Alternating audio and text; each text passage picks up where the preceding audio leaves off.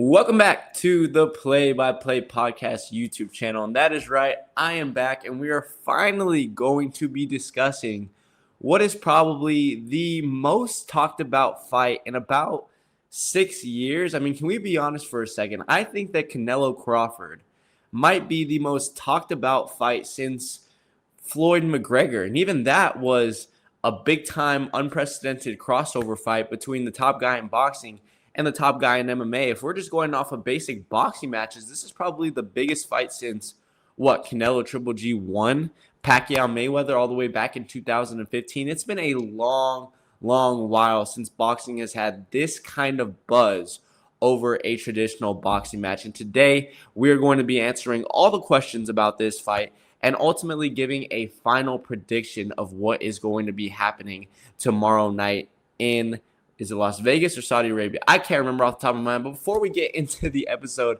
I want to encourage you guys to go down below, subscribe, leave a like, comment on the video, as well as share with your friends. And if you haven't already, go ahead and follow us on all social medias, that being TikTok, Instagram, and Twitter. All of those ads are going to be down below. We're on all those social medias. You'll get to see my latest reaction to breaking news within the NBA, the NFL, and combat sports.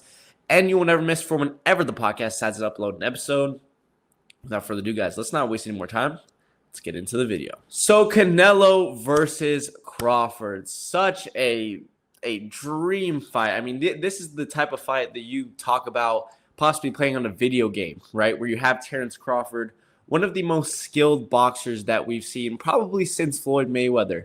His footwork is absolutely amazing. The dude can switch southpaw to orthodox, something that we haven't seen since Pernell Whitaker back in the day. Somebody who can do that as effectively as him, and who has completely dispatched of everyone who has come into his way. I don't think that Crawford has really had a big-time competitive fight. Probably the most competitive was that Sean Porter matchup back at around 2019, 2020. And, of course, Canelo Alvarez, the face of boxing, the man who took over for Floyd Mayweather following his retirement, the man who has taken on all comers, who has been moving up division after division himself. Remember, he started about 147, 154, and rise all the way up to 175, and has cleared divisions and has unified and undisputed himself as the king of the world at the 168-pound divisions. And this, like I said, we just never see this before. You never see two pound-for-pound kings going at it, and you definitely never see one of those pound-for-pound kings moving up two weight divisions, 14 total pounds in this fight to go ahead and get this. This is for legacy. This is for pride. This is huge. And the great thing about this fight and why there's been so much buzz is there's just so many questions revolving around both guys, for that matter. On the side of Terence Crawford, people are asking, can he withstand being at the 168-pound weight limit? Is the weight going to weigh him down? Is he going to be able to take a punch from Canelo?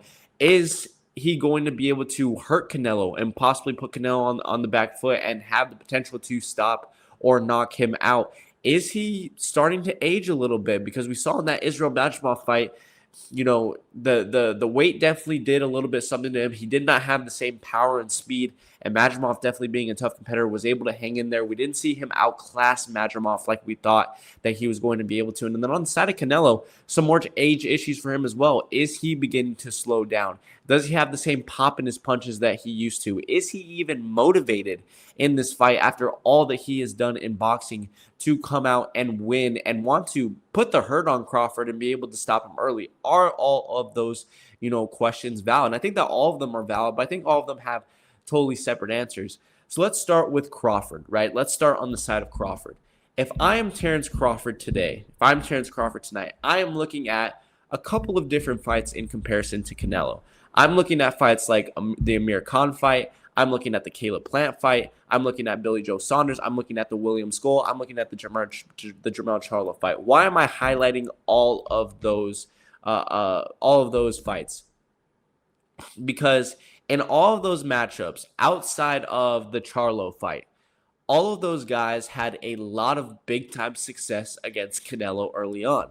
The first 1 to 5 rounds, a lot of those guys did really solid against Canelo. Even Amir Khan, who I think is very comparable to Crawford in a way that Khan started at 135, 140 pounds, and then had to take a big time jump up. I believe he jumped up to 161, where Canelo was at the time, to be able to go ahead and fight him. Khan, we can't understate it. Khan, and yes, this was a younger Canelo, but Khan was outboxing Canelo for those first couple rounds. He was using that quick speed, that quick footwork to be able to, stick and move, be able to hit those punches, get out of the way, in and out, in and out, in and out. And Canelo was kind of plodding a little bit and kind of following him and was having some difficulty at times cutting off that ring. Caleb Plant, those first 5 rounds, that dude had some success, and she showed some great merit. William Skull, despite everybody, dogging on his performance, I think that William Skull fought a really smart fight within those first five or so rounds. Yes, Canelo was able to then apply pressure and get momentum on the second half of that fight, and Skull wasn't able to really get anything behind his punches and sit down on anything because he was having to move so much. But Skull did have some success in those first 5 rounds. And then I bring up Jermell Charlo and Billy Joe Sanders for 2 different reasons. Billy Joe, being a southpaw, Canelo really struggles with southpaws, and he has throughout his entire career. If you look at Billy Joe Sanders, if you look at Erislandy Lara, if you look at Zack Ryder and whatnot, that's something that seems to trip Canelo up a little bit and seems to be a different layer in the boxing department that he kind of has to get through. And then Jermell Charlo, I bring him up because he was not only somebody that moved up the 14-pound weight buildup that he needed to be, but he was someone that kind of just gave up early. And once he felt that first punch and that first power of Canelo, kind of backed off and didn't want anything to do for him and didn't want to go for the win. And that is something that Crawford, just simply can't afford to do. And one of the things that Crawford does need to do in this fight early on, and this has been a highly debate, is he has to hit Canelo with something early. Whether that is a huge power shot, which we do not know if he's going to be able to do that, or whether it's just showing Canelo the huge gap in quickness that he has and the huge gap in foot speed that he has. He has to hit Canelo with something where Canelo goes, wow, that's different from the rest. That's something that I have to take a moment and really analyze and before I really go in and start applying pressure. Because if he allows Canelo to immediately get on the front foot and push him back, not just push him back into which Crawford is hitting and staying with his jab, being able to get in and out, but to the point where he is backing up Crawford's back into the ropes, that is where Crawford is going to have some big time issues, because then Canelo's just going to be able to dog on you, hit you with big time hooks to the body. We know that he loves that left hook down to the body, and then is able to counter on a little bit later on in the fight, being able to go down to the body, fake down to the body, and then come upside to the head. That is where he's going to be able to go through the process of breaking Crawford down. So for Crawford, he has to be able to utilize that southpaw stance, and I think that we are, because we haven't seen anybody, while Canelo has struggled with the southpaw stance, we haven't seen anybody as talented as Crawford in that southpaw stance and be able to switch back and forth. That's going to be a challenge for Canelo. That's something that he's going to be able to have to process, and that Crawford is going to be switching in and out all the time, and I think he's going to need to have to. He needs to use every single advantage that he has, because the size advantage is just so big. Even though the height is in comparison, we do know that Canelo is one of the smaller 168s, but that he is one of the more natural 168, that he has taken that power for a very long time. He took punches from Dimitri Bivol, and even in that fight, while he was dominated, didn't even necessarily look hurt in a lot of that fight with Bivol. He can take legitimate punches from an 175-pounder. So we know that Crawford needs to use that speed. He needs to use that footwork. He needs to be switched on, switched off, southpaw, orthodox, switching back and forth, just making things challenging, and most of all, hit Canelo with something early to really surprise him. He doesn't necessarily have to put Canelo on the back foot and start charging forward like we saw Triple G do in 2 fights with Canelo.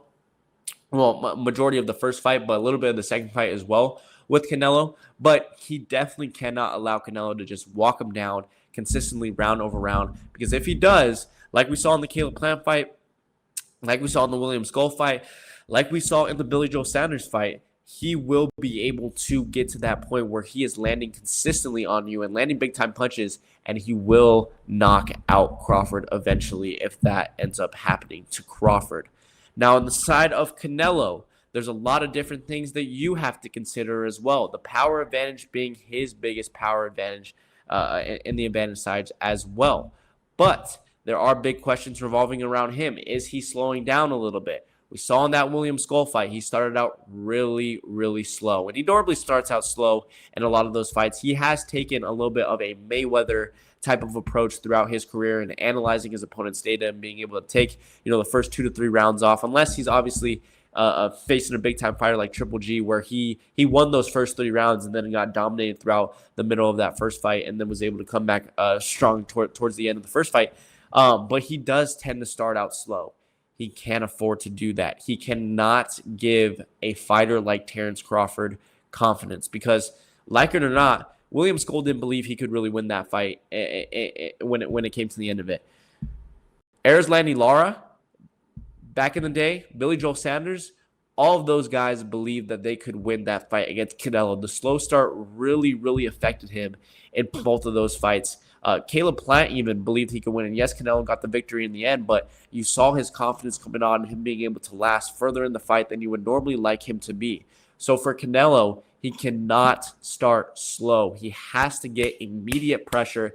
He has to do the similar thing. He has to bang Crawford to the body once or go up top with a huge hook and let him know he is not playing around and put Crawford on that back foot immediately, back him up to the ropes, and keep him there. And one of the biggest things that he needs to do is he needs to cut off the ring. That's one thing that he did not do in the Skull fight, and it was one of the reasons why Skull had a lot of success early, is he was simply just following, and he wasn't able to get Skull in vulnerable situations in the corner to be able to go through his combinations and really be able to develop himself. So by the end of the fight, he's throwing 1-2s. He's throwing, basic combos because he hasn't gotten to the spot that he needed to with William Skull because he wasn't able to really pin him down and get him in a spot where he was really able to progress his combinations and whatnot. He has to cut off the ring. He cannot be plotting. He cannot allow Crawford to get off early. He cannot allow Crawford to bang off 4 or 5 rounds because, yes, there might be some concerns with Crawford when it comes to the weight if he's going to be able to withstand that 10th and 11th and 12th round. So that could be something that if it starts to go the distance, Canelo could have a big-time advantage of in stealing those rounds from him. But still, any round that you just give to Crawford is a bad thing for Canelo because he has that talent to be able to pull out different things, to hit you with sneaky shots underneath. And we do know that at times it's the sneaky shots that you don't see that hurt you the most. And that is something that could put Canelo down or even back him up and hurt him.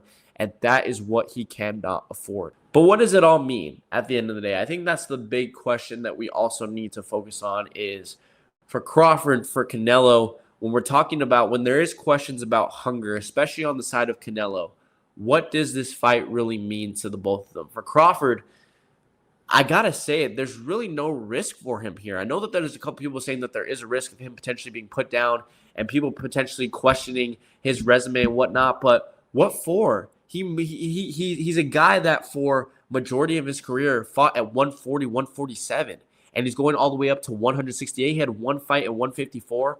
Why are we going to doubt the greatness of Crawford? I do agree that, yes, he might not have a lot of very prestigious big-time names on his resume, but he outboxed Sean Porter. He embarrassed Errol Spence. Whether you want to say that Madrimov fight was competitive or not, I think that he clearly won it, even though it was close. And so even if he comes up and loses to Canelo, even an older version of Canelo, what for? Why is that such a big deal? So for me, I look at Charlo going up from 154 to 168. Charlo's stock wasn't really hurt because a lot of people knew that he was just a smaller guy and that Canelo was the much harder puncher and the much more skilled dude. He took a risk, and I don't think his stock was necessarily hurt. I don't think that Crawford's all-time stock, that his current stock, will really be hurt by this because it's not really much of a risk for him. Now, on the side of Canelo, if he gets beat by a 147-pounder, as great as Crawford is, I think there's going to be a lot of big-time questions about him, about the status of, who he fought, when he fought them, Golovkin possibly being past his prime when Canelo got to him, fighting lower opponents like Skull and Plant and Joe Saunders and whatnot that were really outclassed, and Ryder and Berlanga and all those guys. I think there are going to be some big time questions, and there are going to be a lot of people, whether Canelo wins or loses this fight, to go out and they're going to want him to fight a David Benavidez. They're going to want him to go out and get these harder matchups. They're going to want the Bivol rematch because they're going to be tired about, these easier matchups, unfortunately, because he has had a little bit of an easier road over these past couple of years in the likes of Skull and Berlanga. And we haven't really seen him take really big time risks. That's the thing. And yes, some of these are mandatories that he has to get through and he has to be able to fight. But the next fight that he fights, if he beats Crawford, it has to be a Hamza Shiraz. It has to be a David Benavidez. It has to be a Bivol, an Anthony Yard possibly at 175. Maybe, I don't know. It has to be a more riskful opponent. And if he wins, yes, this is another really good thing on the resume, but I don't know how much it really lifts his stock, just seeing as Crawford is the much more naturally smaller guy, despite the height difference being there. And that's the real question is, will there be that grit from Canelo? And I think that there will be, because I think that there's a lot on the line for his career if he loses this fight. I think that this guy is going to be in attack mode. I think that we're going to see one of the better Canelo performances that we've seen in the past couple of years. And that is a dangerous, dangerous thing for Terence Crawford. But the question comes with that is, what does it all mean? What does Crawford's speed and footwork advantage really mean? What does Crawford's strategy in it all, switching from orthodox to southpaw, really mean and coming on the front foot? What does Canelo cutting off the ring, Canelo's aging, Canelo's question of hunger, what does it all mean in the ends of this? What is the prediction? What do we think is going to happen? It's such a tough fight. It's back and forth. I've seen so many people picking Crawford. I've seen so many people picking Canelo. It's really, really big time split. I've thought about it so much for a while. And I got to be honest, as much as I love Canelo, as much as I believe that he has almost everything in his advantage in this fight, that this is his backyard, I got to give it to Crawford. My prediction is going to be Terence Crawford going the distance. I want to say that 100% Terence Crawford by decision. I don't see a world where he's going to be able to hurt Canelo just because of the punches that Canelo has taken in the past. But the Skull fight really concerned me. I know a lot of people were getting on Skull and his performance and whatnot, but for me, I saw those first 5 rounds and I said, holy shit, this guy's outboxing Canelo. He's making this look pretty easy at one point. Canelo not getting off as much as he used to. His output has really, really lowered over the past couple of fights. He struggled a lot with southpaws in the past. Ryder, Saunders, Lara, all those guys have given him really big-time problems. And yes, he's been able to come on strong towards the end of that. But when you look at Terence Crawford, when you look at the performances that he's had over the years, and I've heard this described about him for so many years about Terence Crawford, he's just different. He puts on different type of performances. He sees things different than other people. He just acts different than a lot of people does. He is a different kind of fighter. And in a fight that we thought that him and Errol Spence was going to be very highly competitive, Crawford outclassed him. Crawford annihilated Errol Spence. And that was the type of performance where you just sit back and you go, wow. Like, oh my goodness. That was insane. That's an all-time legendary performance right there from Terence Crawford. And aside from that, I got to say he looks great at the weight. Yes, he's put on some pounds, but he looks shredded. He looks in phenomenal shape. Yes, there might be some fatigue towards the end of the fight, but the dude doesn't look like he's really lost a step at all. And, 168, yes, it might have some negatives on his speed, but it's also going to have some positives in his power, which he's definitely going to need. It's also going to add some positives in his ability to take a shot from Canelo. I do think that he is going to be able to take a big-time power shot from Canelo. Yes, he hasn't felt anything like Canelo has, like Canelo has given in the past, but that extra weight is definitely going to add into it. And the dude is just different. I think that he is going to be able to work his way, switching back and forth, especially in that southpaw stance, extend that jab, get in and out, be on the edge of that range like he always loves to be at. And Canelo is going to be dodging and diving. And if I'm Crawford and he's missing big time early, I am calling it out. I am joking around. I'm getting the crowd involved. I am making Canelo as frustrated as he can be, because the more that he can get him out of the game, the easier of a night that it's going to be, especially down the stretch of the end of that fight. I love Canelo, but I think that he slowed down a little bit. I think that the age is a little bit too much for him. He's been a lot more active of a champion than Crawford, which I think is actually going to come to his detriment because he's had a lot more mileage on him.